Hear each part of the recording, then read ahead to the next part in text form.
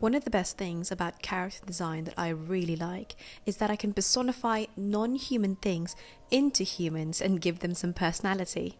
And plenty of artists has done this in the past, but today I would like to have a go at turning our solar system's planets into human girls. So let's get started. Before I start talking about the character designs, I want to let everyone know that a lot of the facts I mentioned in this video are actually taken from the official NASA government site. And if you guys want to learn more about these planets or learn more about our solar system, I've linked the NASA website down below in the description, so you guys can go ahead and look through the website yourself. So today, instead of starting from Mercury, I actually want to start from the furthest planet from our solar system, in which case this is Neptune.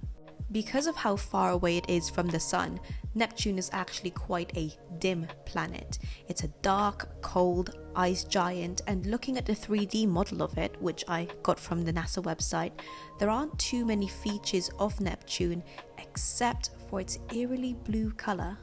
And compared to other planets, Neptune is the only one that we can't see in the naked eye. So if we get a good quality telescope, typically if you know where to look, you could see the other planets, all except Neptune, which adds to its eerie vibe.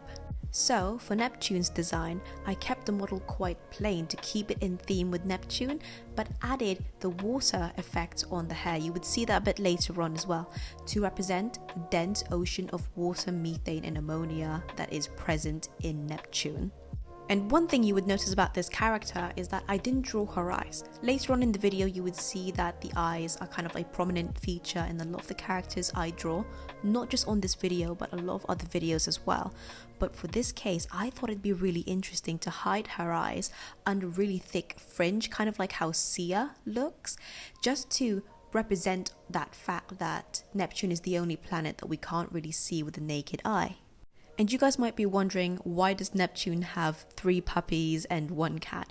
Well, that's because Neptune actually has rings. Now, it might not be as complicated and as grand as Saturn's rings, but it does have rings. And in these rings, there are clumps of dust called arcs. And this was really interesting, so I thought that I should use this opportunity to make kind of pets for Neptune. Apparently the 4 prominent arcs are called liberty, equality, fraternity and courage. So I thought that was really cute, and they sound like pets to me because of how NASA has named these arcs in Neptune's rings, hence why I gave Neptune pets. Of course, because Neptune is an ice giant, I thought it would be very fitting to give this character a big comfy sweater as well to keep her from the cold. Next up is Uranus, and it's also a cold, windy, miserable ice giant. It has a similar makeup to Neptune, with water, ammonia and methane taking up the majority of its mass, and its slightly green color is due to the methane in its atmosphere. And also similar to Neptune, looking at the 3D model for Uranus, there aren't much distinctive features on the planet itself that makes it stand out aside from the eerily green atmosphere. But what's interesting about Uranus is that it has rings. It has 2 sets of rings, and what makes these rings stand out so much is because of how strange Uranus's rotation is. So out of all the planets we have in the solar system, Uranus is the only one whose equator is at a nearly right angle to its orbit. The tilt of it is 97 degrees, and it makes the planet look like it's spinning sideways instead of an upright position where its polar regions should be, as it is on Earth. And NASA scientists believes that this may have been due to a collision with an Earth-sized object long ago. So focusing on the character design, you might see that Uranus is quite similar to how Neptune looks, and that's because growing up I always see Neptune and Uranus to be par and par, hand in hand with each other, and since they are the only 2 ice giants we have in the solar system, to me they kind of seem like sisters. There are still some distinct differences between them, so that's why I didn't really turn them into twins, but rather Neptune being an older sister and Uranus being a younger sister type. Which is why I also gave Uranus a similar sweater as Neptune, as you could see right on the video. I also gave her this long greenish blue hair to represent the planet's atmosphere. I tried to get it as close to Uranus as possible, but again, there isn't much distinct features on the planet itself that makes it stand out. So I did keep her hair quite plain, but just so that she has some decorations on her head, I did add a cute hat on her as well.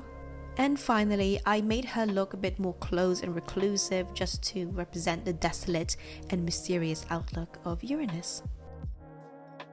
For the next character, I am going to be quite biased because Saturn happens to be my favorite planet. And the reason for this is because it's the most interesting planet to draw as a child. 9-year-old me never found anything more satisfying than drawing a circle and a ring around it, so this is definitely one of my most favorite planets.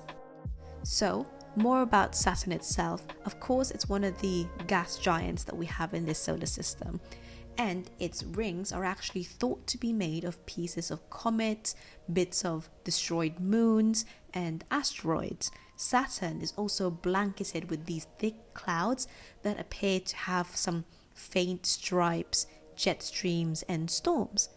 And if we look at its 3D model, the planet itself has many different shades of brown, yellow, and grey, and of course, beige. The overall outlook of the planet is very graceful, and to me it gives out ballerina vibes just because the rings kind of look like a tutu, which is what you could see me drawing here. So instead of just popping a huge, massive, unrelated ring around the character, which doesn't really make sense if we are drawing kind of, I guess, human looking girls, the best way to represent the rings are the tutu itself, as I mentioned. I did try to make the tutu look a bit more interesting on the actual skirt part. That's why you could see me drawing it a bit fluffed up, and it also has this sheer material on the waist area, and I promise it's going to look a bit better later on when I actually colour in the outfit. For Saturn's colour scheme, we do see a lot of beige, browns and greys like I mentioned before, and because of Saturn's storms, you would see jets of maybe very light grey or almost white types of colours, and that's what I wanted to use on Saturn's character. At first, I was a bit hesitant in using grey as her hair colour just because I didn't think it would match with the rest of the beige type colours I used on her outfit, but I just made the grey a bit more warm toned, and in the end it does help match it with the overall outfit. Now moving on to the largest gas giant we have in the solar system, Jupiter is definitely an iconic planet. It's definitely one of the most interesting planets in the solar system as well because of how it looks in general, not because it has rings or anything, and not just because of its humongous size, but also because of the stripes and swirls it has inside the planet. And those swirls that we see are actually storms. They're cold, windy clouds of ammonia and water floating in an atmosphere just full of hydrogen and helium. Same thing with Saturn as well. The dark orange stripes are apparently called belts, but the lighter bands that we see around Jupiter are called zones. They flow east and west in opposite directions, so they're basically storms that tears you in opposing directions. It's basically a giant stormy planet that never stops. And speaking of a giant storm, the Great Red Spot that is iconic in Jupiter is actually a huge storm. It's much bigger than Earth and it's raged for hundreds of years. I don't think we have any recorded times of Jupiter without that Great Red Spot. And looking at the 3D model of this planet alone, it's so interesting to look at because there's so many textures in there that I could see, as well as different types of colors in there. The design itself kind of looks like a huge tapestry. And to me, this planet is a very dramatic planet. It screams drama. And what screams drama more than a drama teacher? Or a theatre student, whichever you guys would prefer, but I am basically designing this character to fit that type of role. So I gave her a very silky polo top with long bell sleeves, a coloured leather trousers and a bottom cape.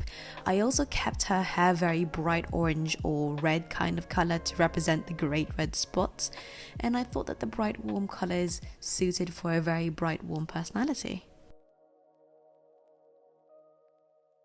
Next up is Mars, and compared to all the other planets, this is one of the only planets that we've actually sent rovers to, so that's quite interesting. And the most iconic part about Mars is its red surface, and when I was a child I thought that Mars was made out of blood for some reason.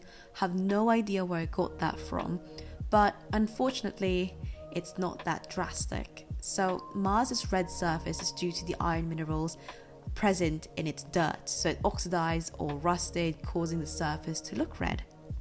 However, red isn't the only colour that's predominant around Mars, so NASA has actually confirmed that there are a variety of colours on its surface, so we could see colours like brown, gold and tan all over Mars. So for Mars's character design, I did initially wanted to draw a bit more of a punk girl style with leather jackets and stuff, but it didn't really suit the vibe I was going for, so instead I decided to turn Mars into a skater girl, more of a tomboy look if you will.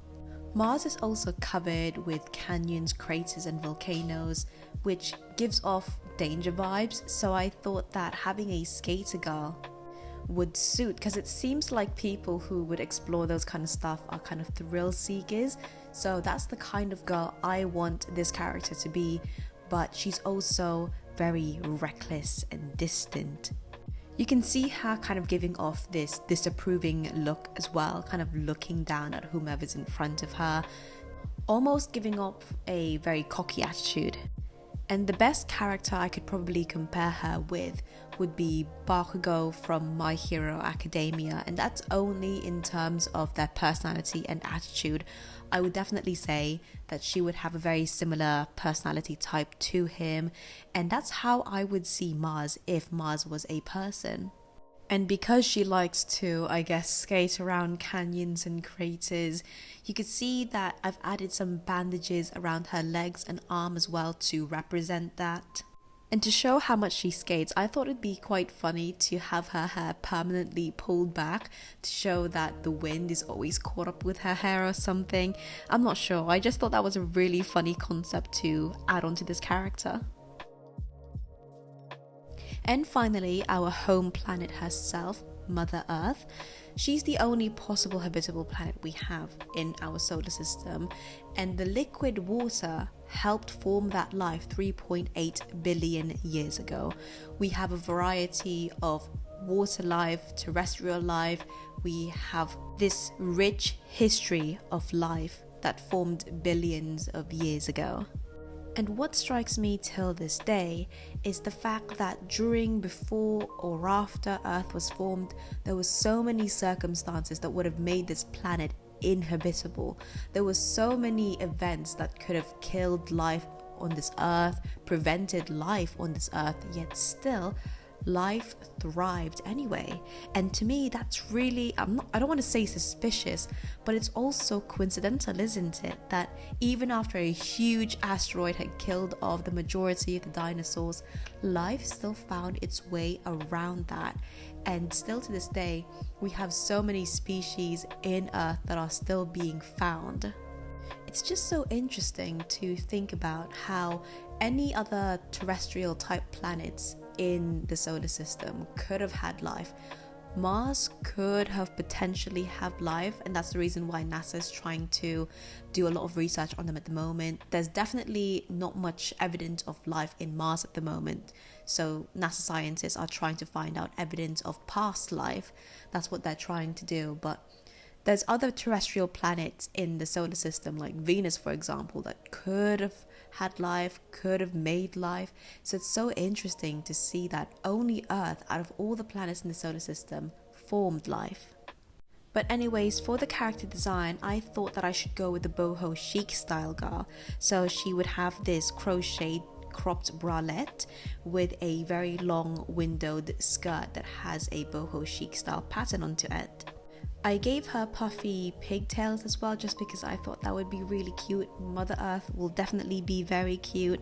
And you can see that I added some jewelry onto her as well, the earrings, the necklace, the bracelets, and I gave her an earth tote bag as well because I thought it would really suit. So earlier we were talking about how Venus could have been one of the planets to have the potential to form life. And in some ways that is true, in some ways it's not true. There's definitely not a earth form type of life in Venus at the moment, at least. Some NASA scientists believe that there is evidence for microbial life in Venus's atmosphere. And one thing is that Venus is the hottest planet in our solar system. You guys might have thought that was Mercury's title, but surprisingly, it's not. It is Venus's title, and that's because Venus has a really thick, cloudy atmosphere that retains heat so well, it's basically a giant greenhouse planet. Now, in NASA's website, you would see that there are 2 Venuses, and that's because if you look at Venus through a telescope now, you would see its atmosphere. So it's very, very cloudy, and it almost looks kind of like a latte to me. But removing the clouds, using this other 3D model of Venus, we could see its surface. It's a very rocky, uneven, hellish looking surface, almost kind of resembling Mars in some ways. So seeing the contrast between Venus's atmosphere compared to its surface gave me the idea of having a character that's a bit more two-faced, a wolf in sheep's clothing if you guys would prefer. And I was also watching Mean Girls, or rewatching Mean Girls, when I was drawing Venus, so I thought maybe it would be really cute if I made her look like a mean girl. And I know that I've been saying that Venus's atmosphere looks like a cup of latte, and in my own silly world, if I were to go to Venus, I would imagine that its atmosphere would smell like coffee. But unfortunately, that's not the case, because in reality, it is made out of sulfuric acid. So Venus's atmosphere is most likely to smell like rotten eggs instead. As I said, I was watching Mean Girls when I was drawing Venus, so I did take a lot of inspiration from their outfits. So I gave her this nice polo top with a jumper tied over her shoulders, kind of giving me my dad's a lawyer vibe. So that's what I did, with a pleated skirt, nice long socks and heels. She definitely is the type of girl to wear designer stuff and would be a bit of a bitch, and I love it. You could see in her face that I made her look like as if she's telling someone to not go near her or to get away from her, not get in her way. She's definitely not going to be the nicest person to be around, but again, Venus is not a very nice planet anyway. And finally, we got onto Mercury. Its surface is both hot and cold, and the reason for that is because of its non-existent atmosphere. It has, I guess, a somewhat thin atmosphere, but it's so thin that it's practically useless. And because of the lack of protection from an atmosphere, whenever Mercury turns, the side that doesn't face the sun faces extreme freezing conditions, and the side that is facing the sun is facing extreme sun radiation. So this is a very unfortunate planet, and the funniest part about it is that it can't even take the hottest planet title, even though it's the closest planet to the sun. That title actually belongs to Venus, again because of its thick atmosphere. It retains heat very, very well, and it causes it to have a greenhouse effect. But because of Mercury's lack of atmosphere, it doesn't retain heat, so it does get quite cold on the side that doesn't face the sun. So it's just a very poor planet. I feel so bad for it, but it's so funny. And since I felt so bad for it, I thought that I should up my game with the character design for Mercury. So for Mercury's design, I thought it'd be really cute if I turned her into a goth girl. I wanted to keep her hair short just because her outfit is going to be the one that takes the cake.